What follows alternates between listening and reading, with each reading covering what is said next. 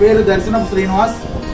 మనం ఇప్పుడు కర్ణాటక రాష్ట్రంలోనే అత్యంత పురాతనమైన దేవాలయం సోమేశ్వరాలయం, కౌండిన్య మహర్షి ఈ దేవాలయాన్ని నిర్మించడం జరిగింది. దాదాపుగా 1400 సంవత్సరాల క్రితం ఈ దేవాలయాన్ని నిర్మించారు. ఈ దేవాలయం రాయి మీద నిర్మాణం చేయడం జరిగింది. దీని పునాదులు కూడా రాయి మీద నిర్మాణం జరిగింది. చాలా అద్భుతంగా ఉంది ఈ దేవాలయాన్ని ఈరోజు నేను దర్శనం చేసుకోవడం జరిగింది. చాలా అద్భుతంగా ఉంది.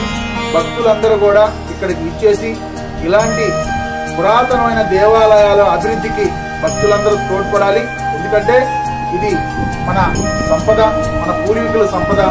ఈ సంపదని, ఈ దేవాలయాలు మనం కాపాడుకోవాలి. ఎందుకంటే ఎక్కడెక్కడో మారుమూల ప్రాంతాల్లో దేవతలు నిర్మించినట్టుగా ఉంది ఈ దేవాలయం. చాలా అద్భుతంగా ఉంది. అందరూ దర్శించాలి.